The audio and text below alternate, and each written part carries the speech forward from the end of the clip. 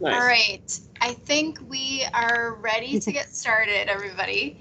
Um, so first of all, just thank you to everybody who is joining us today, especially, of course, our rockstar panelists. Thank you so much for being willing to connect with us all in this way.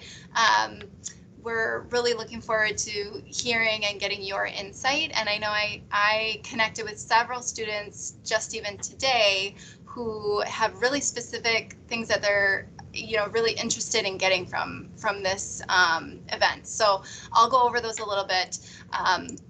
So first, just to kind of start with some introductions, for those of you who don't know me, I'm Julie Winter, and I am the Student Career Advisor here at Northland College. I do all kinds of things. My position supports students with anything leading to career development and securing a job. Including internship coordination and all of the things in between that, as well as Handshake Support, which is our new platform for job searching. All right, and I'm going to turn it to Jackie for her to introduce herself. Hi, everyone. My name is Jackie Moore. As you can see, I'm an alum from the class of 2005. My title and function here at Northland is the Director of Alumni Relations and Annual Giving. I work in the advancement office, and I am one of our lead conduits for constituent engagement, whether you are an alum of Northland, a friend of Northland, a parent, and really anybody who wants to know more about Northland, keeping people connected, helping Julie build connections in our network so that we can provide as much support to our students and our alumni all over the world, because as you will hear tonight, while we are small, we have people in a lot of important places. And this is just one aspect with the natural resources. So I'm just thrilled to have this opportunity to partner with Julie and to provide this resource to our alumni and our students. And I look forward to each one that we get to do together, but really appreciate these 4 folks being our first group. So thanks everyone for being here, and look forward to enjoying the evening with you. Awesome. Okay, Jared, you are up. All right. So my name is Jared Stone, and I graduated from Northland back in 2012. And that during that time, I was pursuing a degree in natural resources with an emphasis in fisheries management. And along the way, sort of got twisted into minoring in GIS and biology as well. I met Cindy May, and she introduced me into GIS, and I figured along the way I had enough credits to pick up a biology minor as well. And shortly after graduating, I moved up to Alaska, and for the first few years, I worked in various agencies doing fisheries work as a fisheries field technician.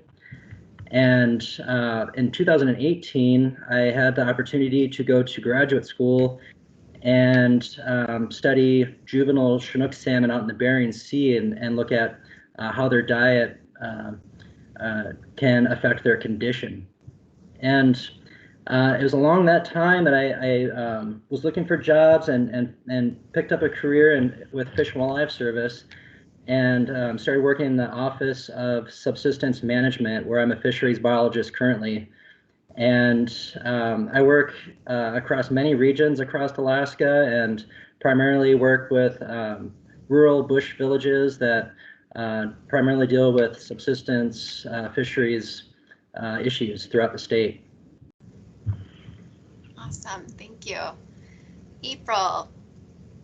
Hi, I'm April Neuman, and I work for the National Park Service at the National Mall Memorial Parks in Washington, D.C.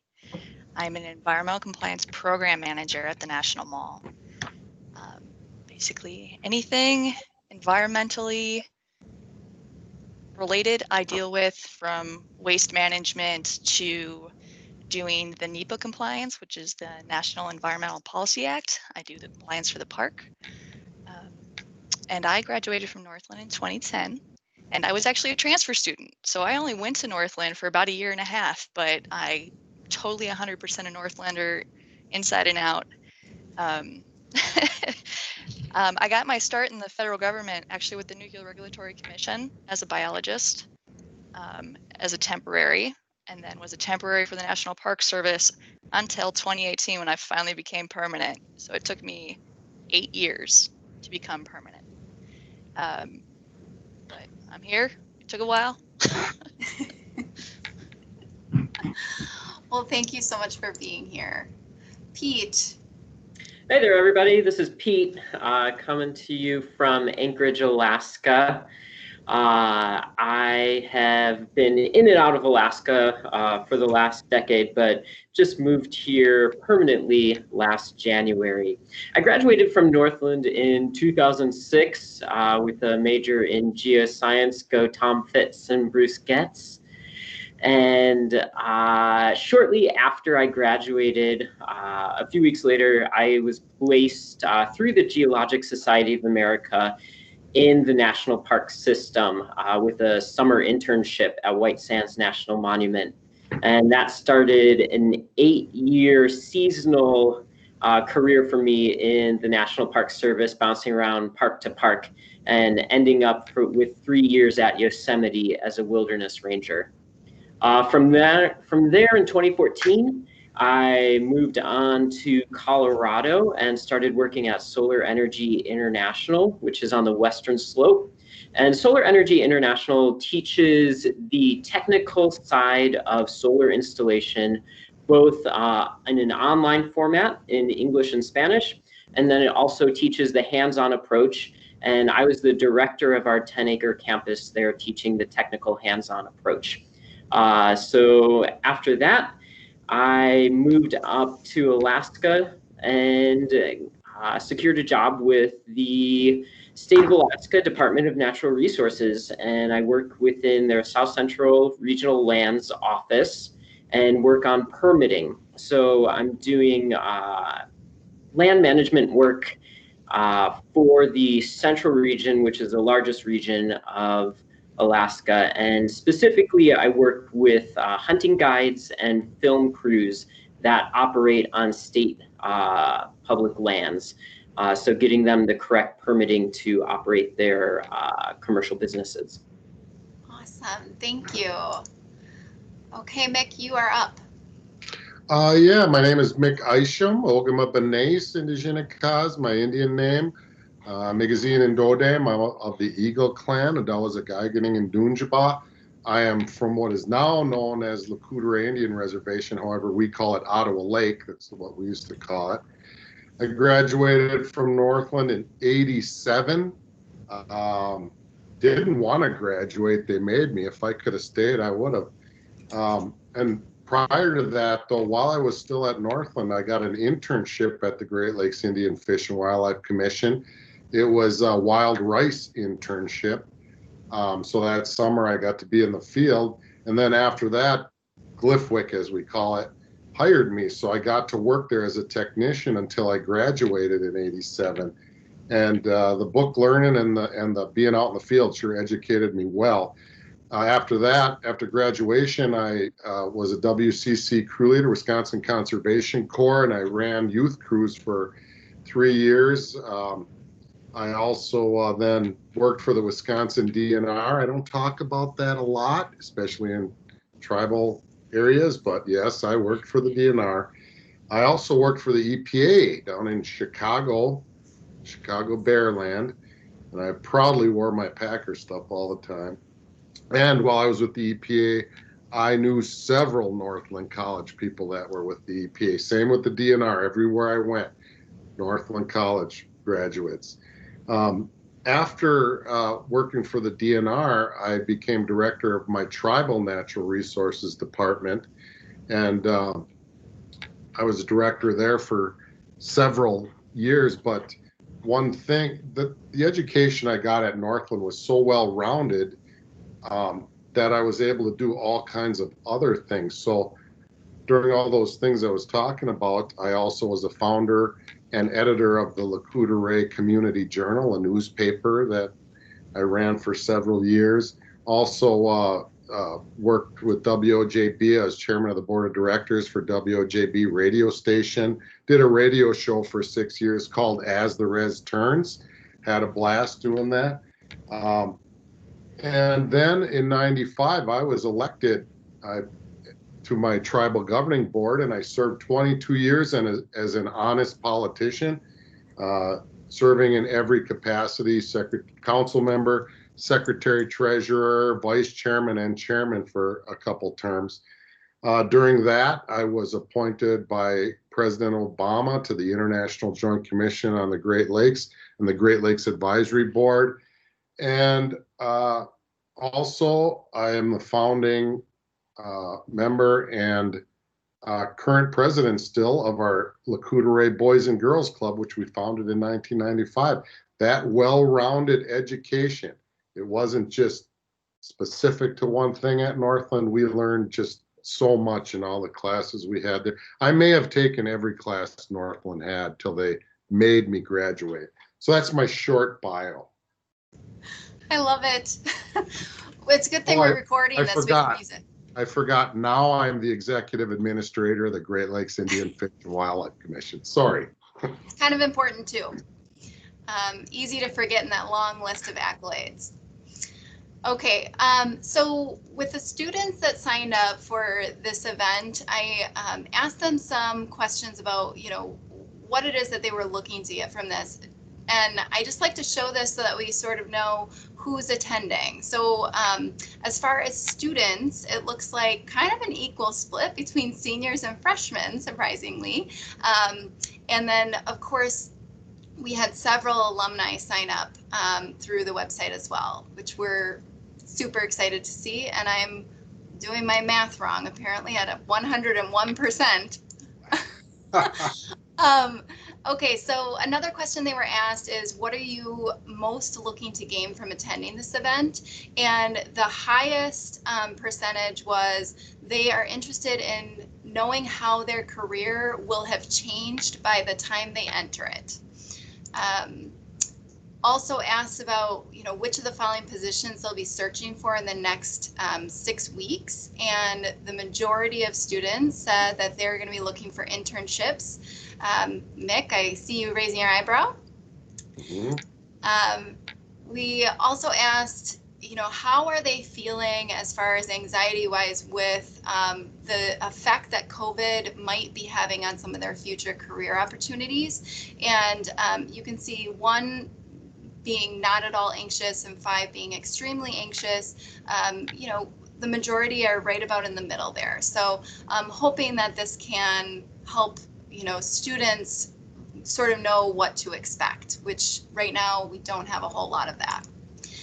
So we'll go ahead and get started. I think we'll start with, I think, Mick, we'll start with you and then go back the opposite way through our panelists. So the first question we have is just describe a typical day before and after COVID in your position. Well, before COVID, obviously, we did a lot of traveling and all our meetings were in person. So I have a Void Task Force meeting once a month and a Board of Commissioners meeting every other month with Glyphwig.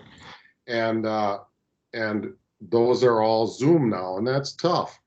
The tribes are very social people. We always have the drum, the pipe, the smudging, and then we eat meals together. And so now, like this morning, I have my smudge here. We all do this individually. I had my wild rice and my venison for, so that's one of the things that has changed. What hasn't changed is that our production hasn't changed. We're still out in the field. All my biologists, all my fisheries people are doing their assessments. We're getting all our field work done in the summer. And then I was anticipating, because I can't have the large density that I have in my office right now. We have biologists packed on top of each other. Because of that, I'm anticipating that that's going to continue. I can't have them in the office. So we took our savings from all our travel money. We purchased docking stations and the technology so that now my fish biologists can take all the data they got this summer and start running their models at home. So those are a lot of the things that have changed for me. Awesome, thank you. Pete, can you answer the same? Oh, I think you're on mute. Thanks for catching that, Julie.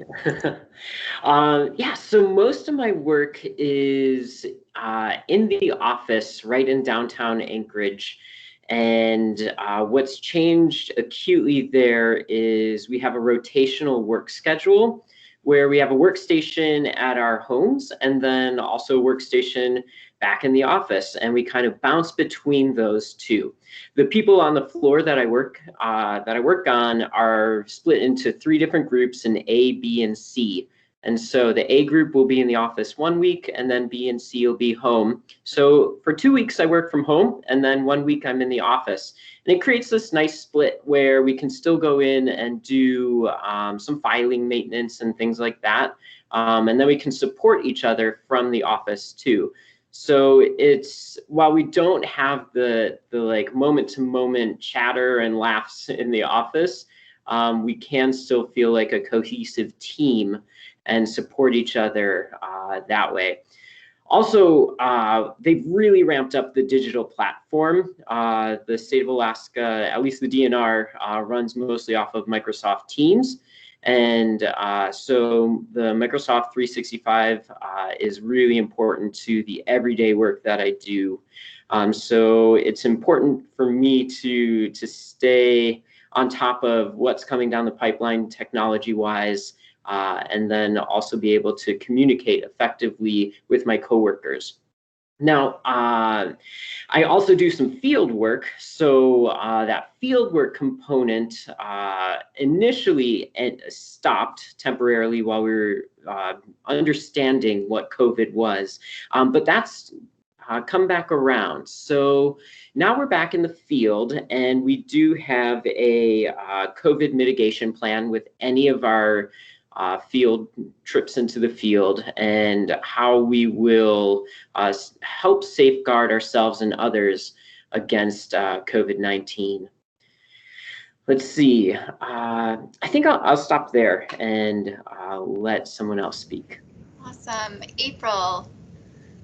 Hi.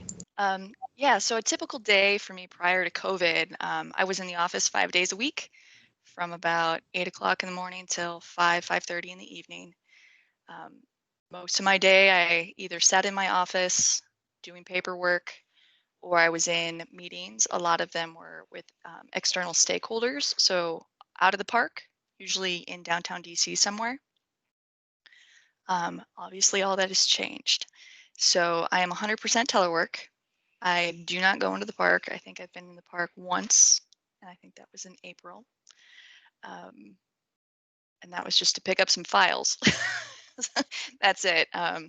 But you know, my day-to-day work still happens. Things are now video conference instead of in person. And like so many other people have said, you know, you don't get that person-to-person interaction that you would normally have at a meeting.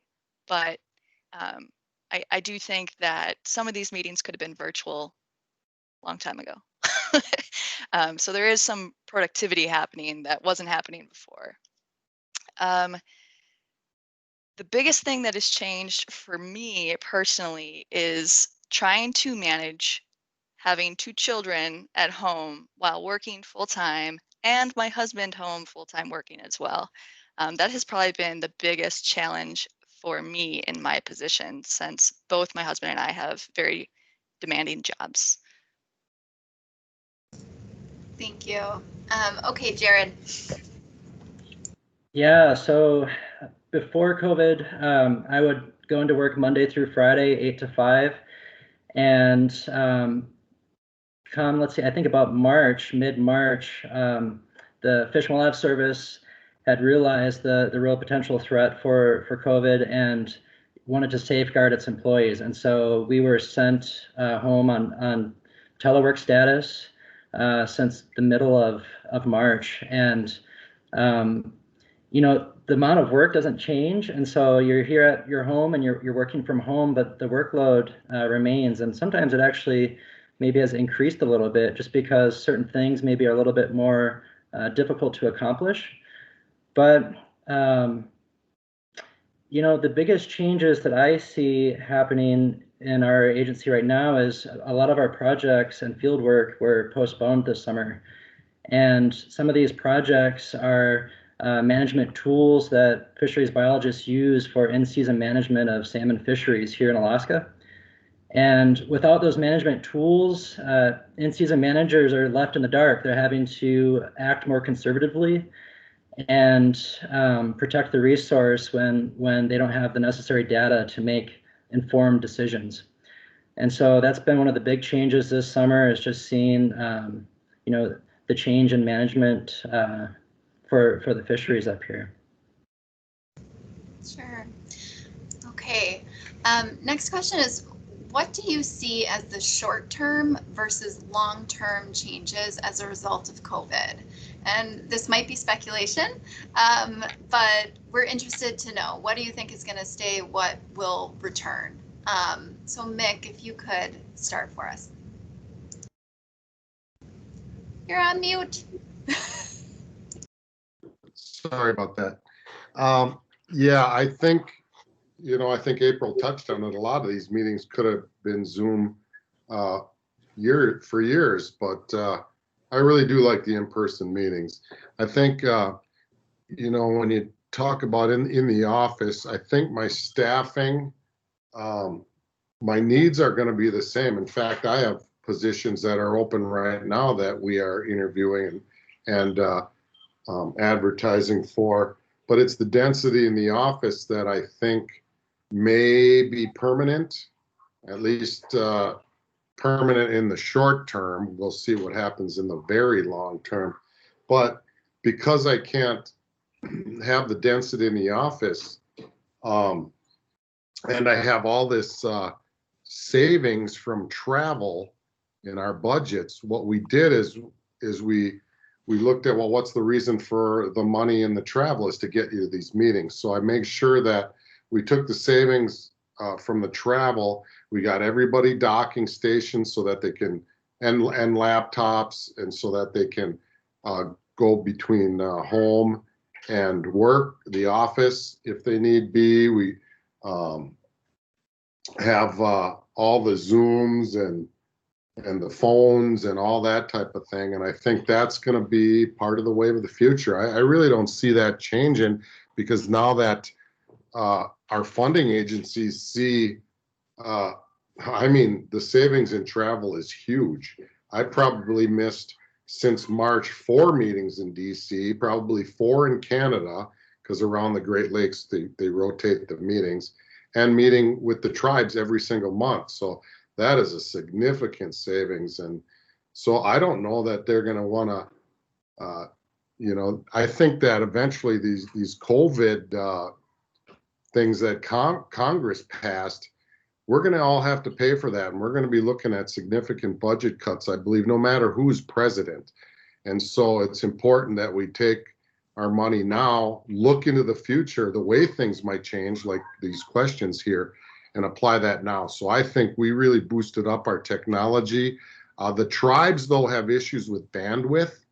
At work, I have fine internet and everything, but where I live here now, there's no one in this house that can be watching Netflix right now or on video games, because otherwise I'd have to turn the video off. And that's what I've been experiencing. So that, I think, is going to be the difference at Glifook. My internship program, I'm really worried about, because I need dorm rooms for all the interns that we get. We usually negotiate with Gogebic or Northland, and their dorms were closed. So that's one thing I am worried about coming up here.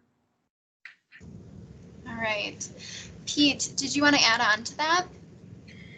Yeah, so the final bullet point on there on the slide says generational differences in the workplace. And sort of a swing off of that is, you know, April mentioned that she has a family and she's at home with 2 little kids. I don't have any kids, and but my coworkers do.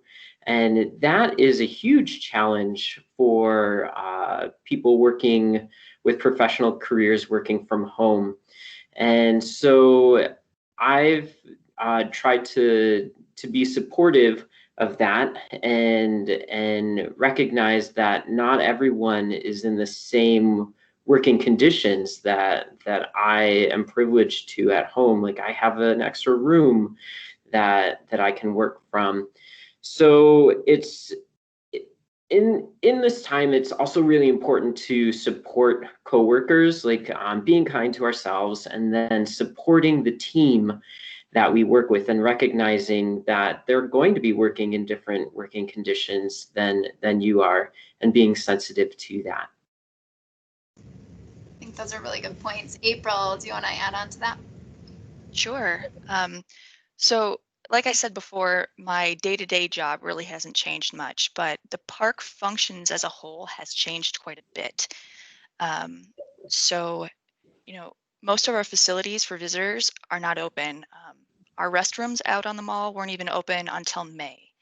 And that was purely due to a staffing, not just a safety issue, but a staffing issue. For example, our facilities maintenance division, they manage all of our cleaning, our lawn care, maintaining our buildings, plumbers, electricians, all of that. They're working only with 20 to 25% of their staff right now. And they have to still work out in the field. If they self-identified as high risk, then they're home, which is why their numbers are so small for staffing. So what we're seeing in the short term right now that I think is going to be a long-term thing for the park is that we're going to start contracting more. So to make up what we're missing out of our facilities maintenance division, we're contracting out. And I'm curious if in the future we keep that as people leave the park and positions open up, that we're just going to, instead of hiring staff, contract it out.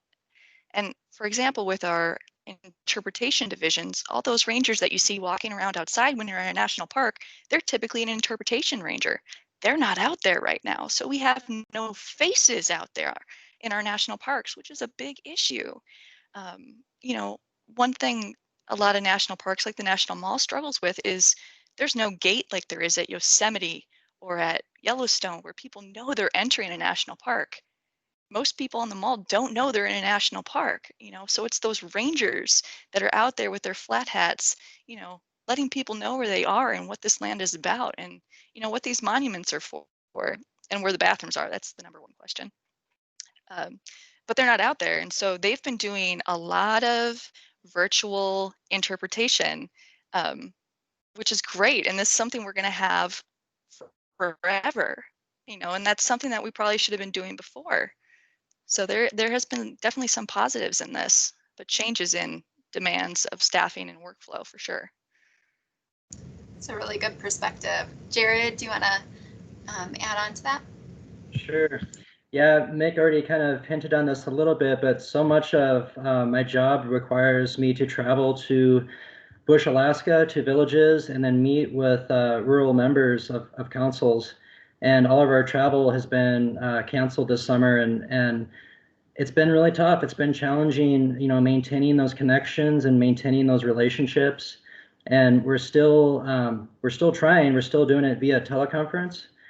But it's been one of the more short-term challenges because we really enjoy working with our tribal partners on a one-to-one basis, and having to do it virtually is challenging.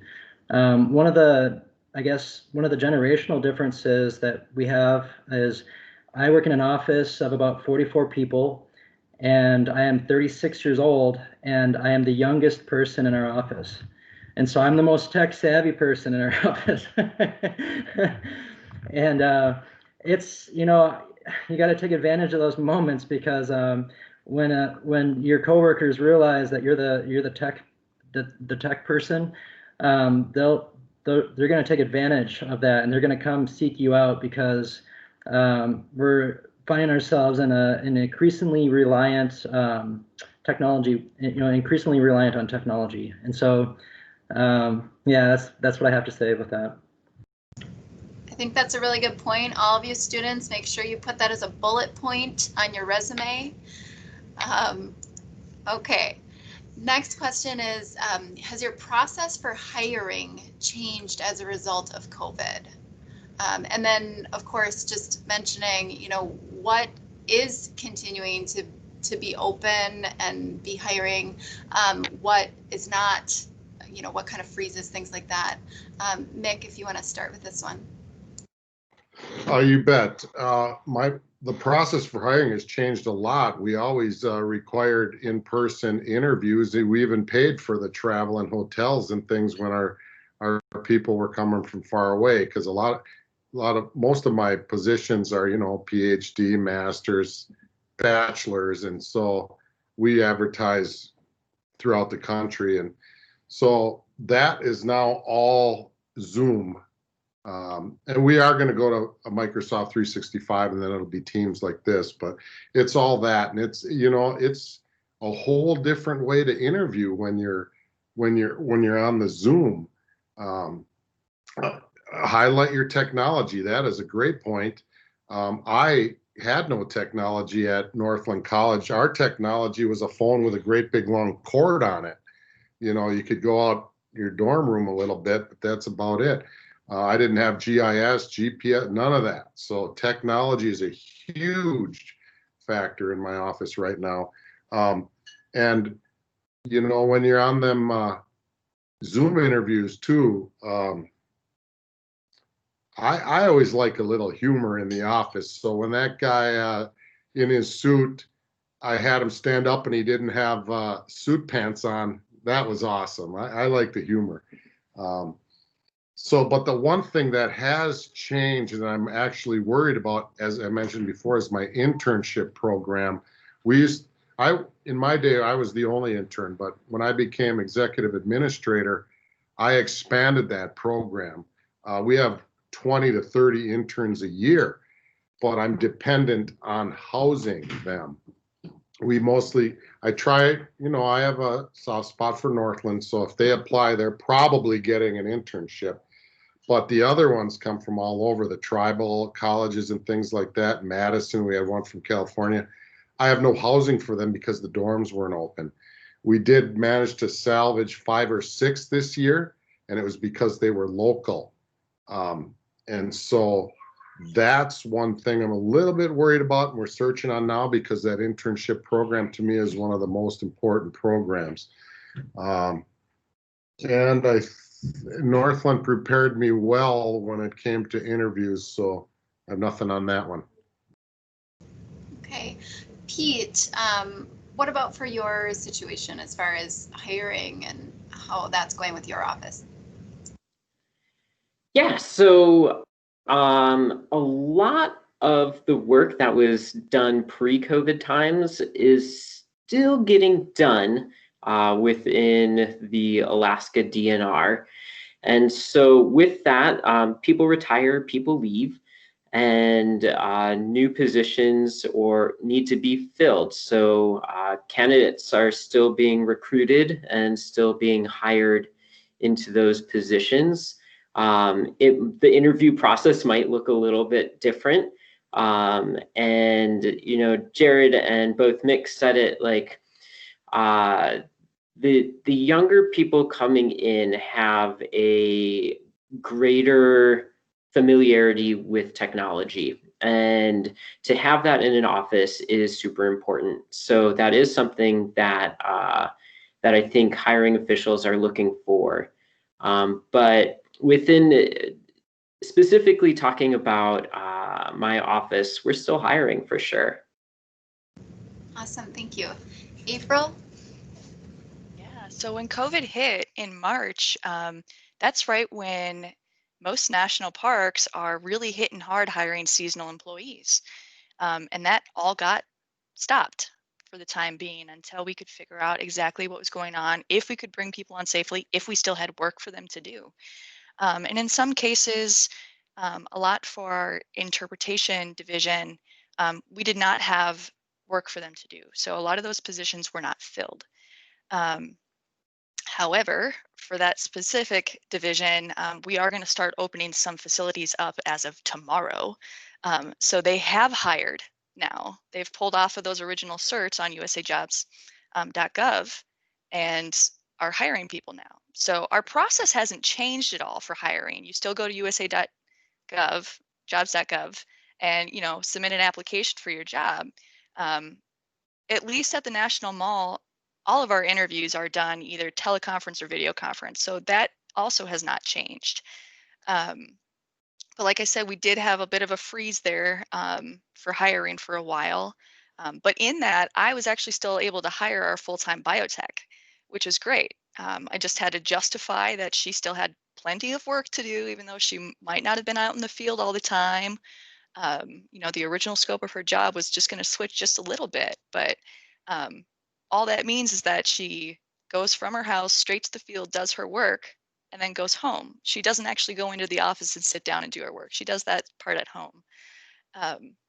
But I mean, other than that, we're still hiring and the process hasn't changed. So please apply. Awesome. Jared, do you want to talk on this point? And I think you have a kind of specific situation because you were looking at a job change right around the time that the pandemic started. Can you talk about that a little bit? Sure. Yeah. I guess first I'll just broadly state that April and I have similar comments. The Fish and Wildlife Service hasn't really slowed down their hiring process. They've always done their interviews over the phone. And so, when COVID hit, it was just business as usual. They can continue to do their interviews and they continue to hire people. And so anyways, I had a unique situation where back in February, I accepted a new position working with marine mammals with the Fish and Wildlife Service here in Anchorage. And I was hired on as a wildlife biologist to head a walrus harvest monitoring program. And it was just before COVID became a real serious concern. And I was about maybe 2 months into my new job. And the project that I was going to be working on was essentially halted. And being a new employee in a new job with a project that was halted, I didn't really have a lot to do and I didn't feel very useful. And so it was about that time in May or June that a position had come back up in my old office, and it would be a promotion for me and it would be a permanent position. And so that's about the same time that I had applied and was very fortunate to land that position. Like I said before, the interview process is the same. And the application process remains the same, getting onto usajobs.gov and making your profile and then getting the required documents loaded up so that you can make yourself eligible for the position. Awesome. Okay, what advice do you have for students who may be graduating or looking for work or internships soon? So Mick, if you want to start. Well, I think the more you can do before that time, the better. I had an advisor at the time, John Wilmer was his name, and we looked all over together, and I ended up doing as much volunteer work as I can. Sigurd Olsen was one. Paul Strong was actually my supervisor there. He's now the superintendent of the Chequamegon-Nicolet National Forest. So well-rounded things, whether it's natural resources. I also volunteered at the time at the New Day Women's Shelter at the time. The more wide variety of things you can do can prepare you for that, because you don't know what internships or jobs are going to be coming open. And so the more you can do before this, the better. And then work with your advisors, because they talked about the handshake help. Those things really help in an interview. I can tell when we're interviewing people. One person I was interviewing, I knew him, but he sat in the interview and didn't tell us anything, and I can't answer for him. I knew he was a hockey coach for kids and all these things, but he didn't say it in the interview. So preparing your interview skills is very important. And then again, with COVID, everything's going to be on Zoom. Make sure you know where all your buttons are and things like that. Today on Zoom, one of our an elder from Red Cliff, could not figure out how to unmute himself. And so those are the things that I think right now are pretty important. Thanks for the mock interview plug. Okay, Pete, go ahead. All right, so what I've found to be really effective when looking for work, looking for jobs, is being enthusiastic and being passionate about the type of work that you're going to be doing.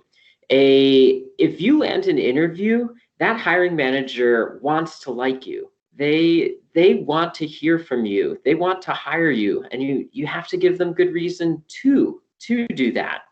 And so if you come with a connection to other people, or if you come with a network of people that you are connected to, something that informs your presence there, why you're interested, is important.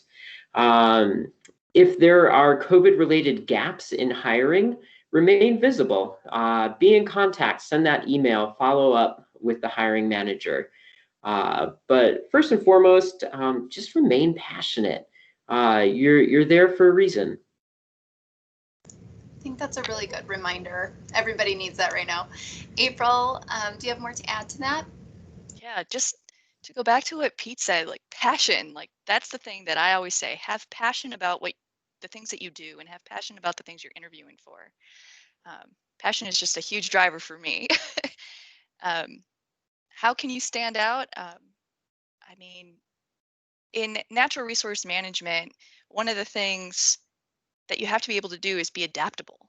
You have to adapt to your changing environments. You have to be able to manage your systems uniquely, because each environment is so unique. And that's no different with how you could stand out. You need to show your adaptability. So this pandemic happened, and it's strange and weird, and nobody really knows what's going on. So show how you adapted. So you can't find an internship right now, go out and network and Google some job you're really interested in, and find a person's name and find their phone number or email and contact them and say, hey, do you have something that I could help you with? Could I do like a virtual internship with you? Could I virtually job shadow you somehow? Make opportunities come to you, and make opportunities for yourself.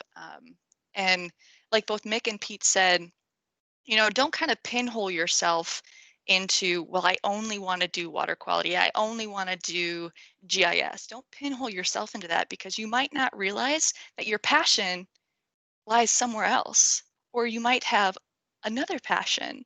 I always thought I wanted to do fisheries management and water quality, and that's still my passion, don't get me wrong, but I oddly enjoy environmental compliance. I really like my job and I'm passionate about it.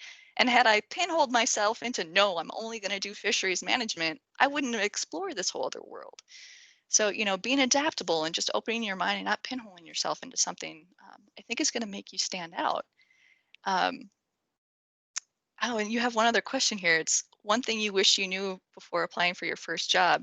I wish I knew how many hoops you had to jump through in the federal government. There's so much red tape you've got to cross.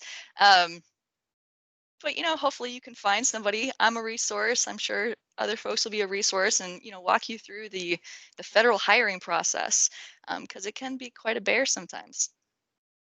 I'm going to use this opportunity to plug the fact that we've got something coming up for a workshop with applying for federal jobs. So that was a good segue. Also, what she just said, everybody, and everybody's been saying, I know Jared, you're going to say it too, use this opportunity to network with these guys. They wanted to be here to do that and to be available. So Jared, sorry to steal your thunder there. Go ahead. No, that's great. I guess, so I sat down and I'm a list maker. And so I made a list of things that I want to send to you guys and have you hopefully remember. But I guess this first thing I'm going to say is always try to take advantage of times to advance your education. you know, if this is, if we're going to experience an economic downturn, it might be beneficial to pursue that graduate degree. Also, you know, you've already mentioned it before, but try to learn the inner workings of USA Jobs and get yourself started. Get a profile made and learn how to upload those documents and start applying for jobs. Additionally, I would also say, you know, say yes to new opportunities. I had a regional aviation manager approach me a couple years ago, and he had overheard that I was interested in drones, and so he asked me. He came to me and he was like, "Do you want to become Fish and Wildlife Services instructor for teaching federal employees how to fly drones?" And my jaw just kind of hit the ground, and I couldn't believe I was being asked that. And the next thing you know, I'm flying around the United States and teaching federal employees on how to fly drones for various law enforcement, biologists, and firefighting. Another thing I would say is, you know, maintain those professional relationships and try real hard to expand your network. And I always try to tell people too, try to find a mentor in your job. Not always does it work out where your supervisor is a great mentor, but try to find somebody that is a good mentor for you. And you know, I still try hard to find mentors in every job that I have. And then lastly, try to figure out your shortcomings. I had a situation a couple years ago where I realized I was only 1 credit short on botany to become qualified for a wildlife biologist. And so I was able to take a course through work that I was able to attain a college credit for that course.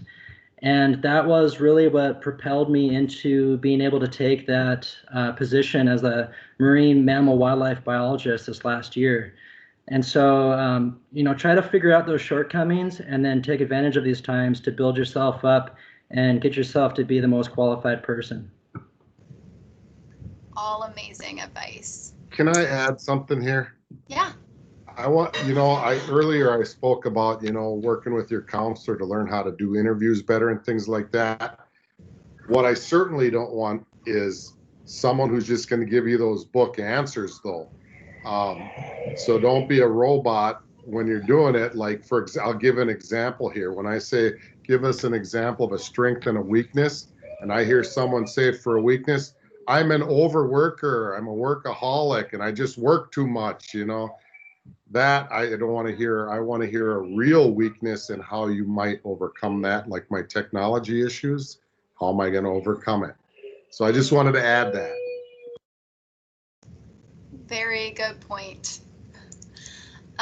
Okay, so actually this is really good timing. So we've got a good 10 minutes to use for our open Q&A.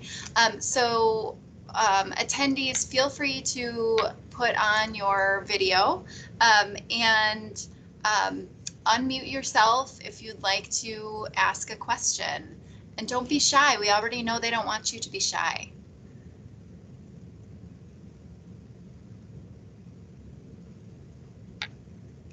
Can everybody hear me? I have a question. Yes, go ahead. Thanks. So I'm a senior and I'm getting ready to graduate in May, and my degree will be fisheries management. And I want to be a fisheries biologist or a fisheries supervisor someday. And just like a lot of people that I talk to in the field and everything, someday I'd like to work in Alaska and whatnot. And so I keep hearing stuff like, it seems like people in Alaska only want to hire people who have worked in Alaska, and like the field work aspect of Alaska is just very unique.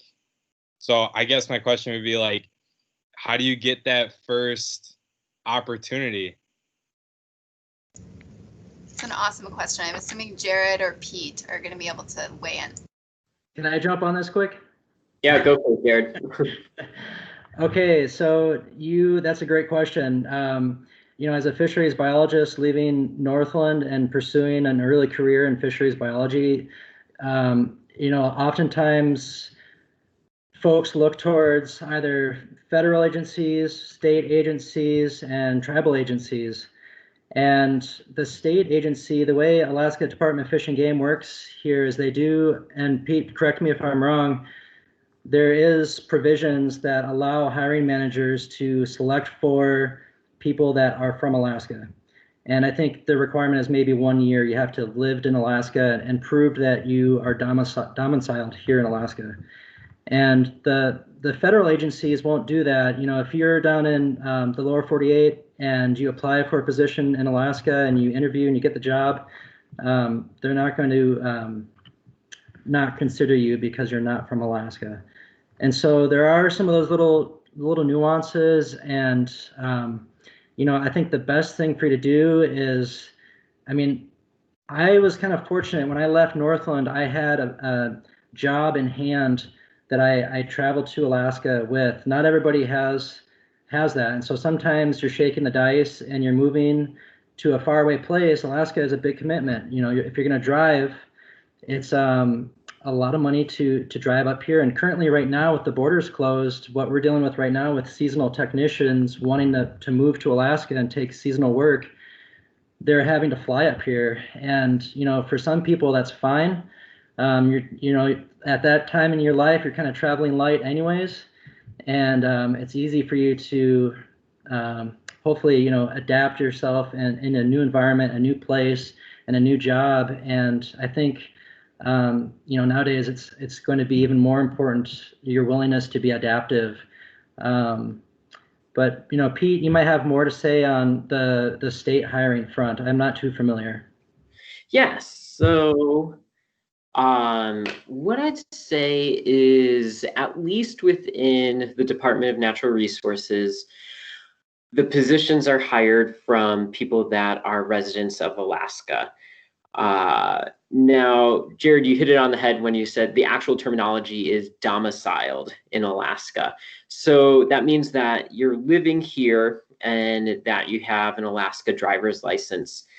But I don't think that you necessarily have to, maybe your ideal is to one day work for the state of Alaska or the federal government in Alaska.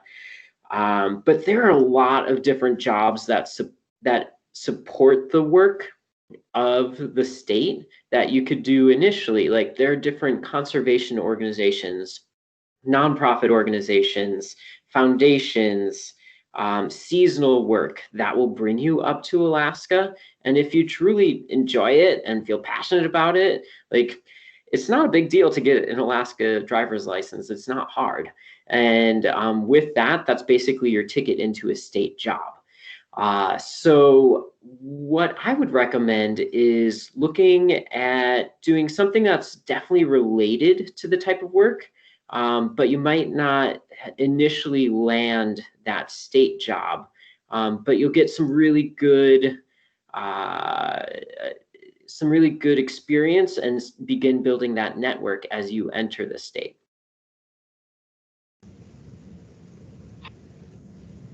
Thanks for the help and the advice. I really appreciate it. I also, if I have time, I'd like to ask another question too. Please do. So I also have aspirations that I want to get a graduate's degree. In your guys' opinion, is it better to work for a couple of years and then get a graduate's degree, or go straight from undergrad to graduate school? Whether in Alaska or not. I mean, I have a friend that went to Alaska to work for a couple of years and gained that experience, and then he wants to go to graduate school somewhere out there. Yeah. I can hit on that if that's all right. So I chose to take a few years and work in the field, and at the time I was kind of under this assumption of like, I'm not going to do grad school. I'm gonna punch through that, and I'm gonna get the career and make it all happen. And a few years after working seasonally, I offset my seasonal work by working at a ski resort in Girdwood at Alyeska Ski Resort. And in the wintertime, I'd actually roll sushi at a sushi bar. And there came a time after a few years where I was like, I just wasn't really making that headway towards that career that I wanted. And I was like, I need to make it happen. And for me to do that at the time, grad school was kind of the ticket. And I, went and started talking to different advisors. In Alaska, you've kind of got 2 or 3 different options. There's Alaska Pacific University, which I believe participates in the Eco League with Northland College. And there's also the University of Alaska Fairbanks, and they both provide great programs. I chose to go to Alaska Pacific University because the same reasons that I chose Northland.